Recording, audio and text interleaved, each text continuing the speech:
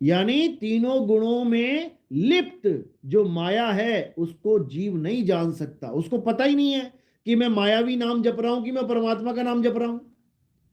ये सारे नाम, सारे मंत्र, सारे देह, सारे श्वासा, नाभि जो भी लेके बैठे, ये चक्कर वक्कर, ये सब तीन गुणों में आते हैं। तीन गुणों में क्या चीज नहीं आती? जो ना कभी पैदा हुई, ना कभी पलेगी और ना कभी मरेगी, उसको कहते हैं तीन गुण से रहित। और वो क्या है?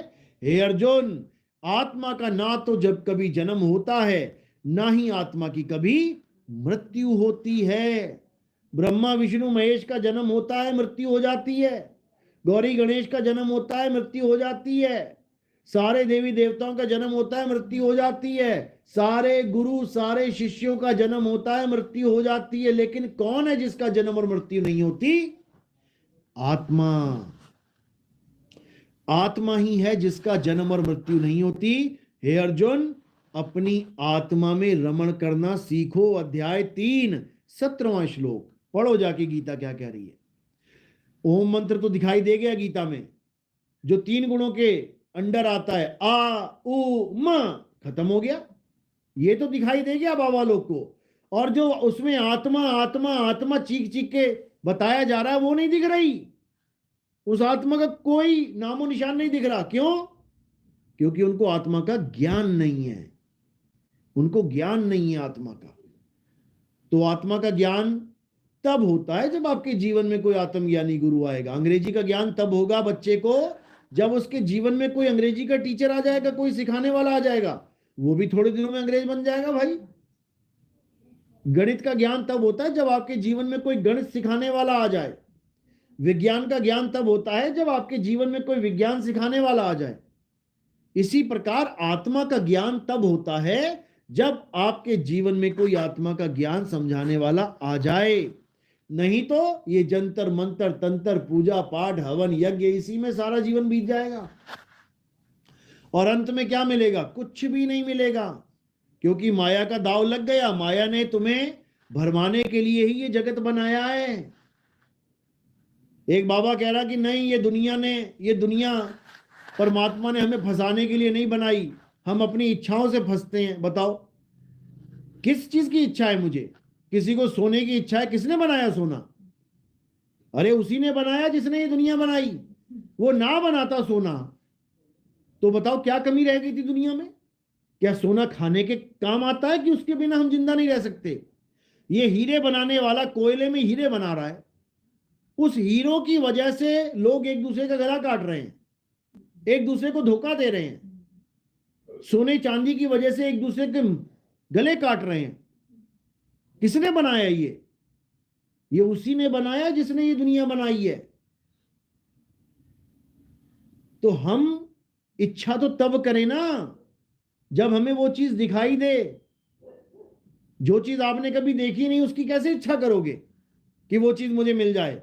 अरे पहले देखते हैं, फिर मन में खलबली मचती है, अरे कितनी अच्छी चीज है, ये तो मुझे मिलनी ही चाहिए। ये है इच्छा। इसी में सारे अटके पड़े हैं। क्यों? बनाने वाले ने बना दी। लेकिन जब आत्मज्ञानी गुरु मिल जाएगा तब ये इच्छा खत्म हो जाती हैं। फिर तुम्हारे सामने कोई लाखों करोड़ों का सोना भी रख देना और कहे सोना चाहिए कि मुक्ति, तुम कहोगे ले जा इसको, फेंक दे किसी नाले में।